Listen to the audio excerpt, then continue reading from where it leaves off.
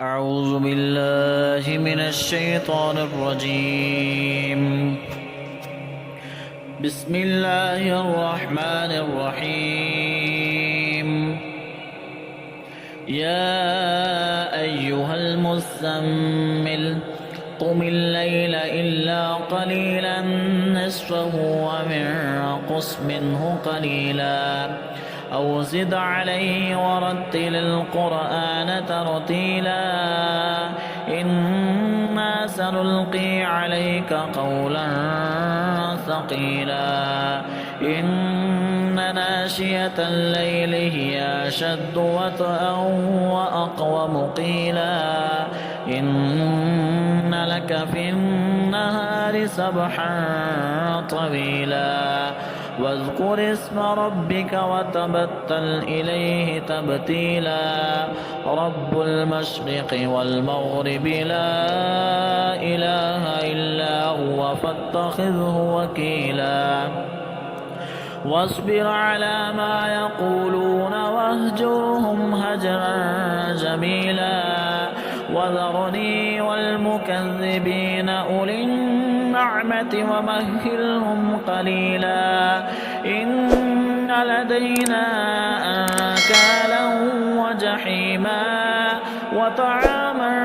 ذا غصة وعذابا أليما يوم ترجف الأرض والجبال وكانت الجبال كثيبا مهيلا إنا أرسلنا إليكم رسولا شاهدا عليكم كما أرسلنا إلى فرعون رسولا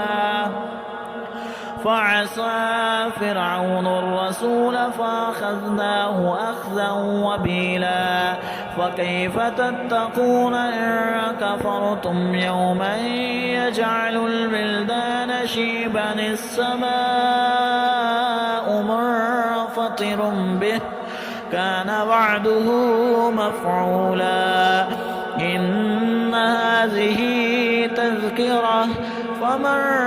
شاء اتخذ إلى ربه سبيلا إن ربك يعلم أنك تقوم أدنى من ثلثي الليل ونصفه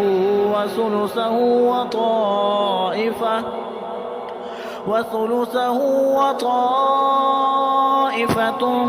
من الذين معك والله يقدر الليل والنهار علم أن لن تحصوه فتاب عليكم فاقرؤوا ما تيسر من القرآن علم أن سيكون منكم مرضى وآخرون يضربون في الأرض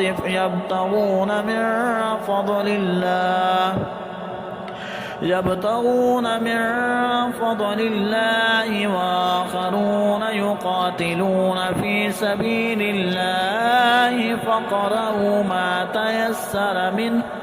وأقيموا الصلاة وآتوا الزكاة وأقرضوا الله قرضا حسنا وما تقدموا لأنفسكم من خير تجدوه عند الله هو خيرا وأعظم أجرا واستغفروا الله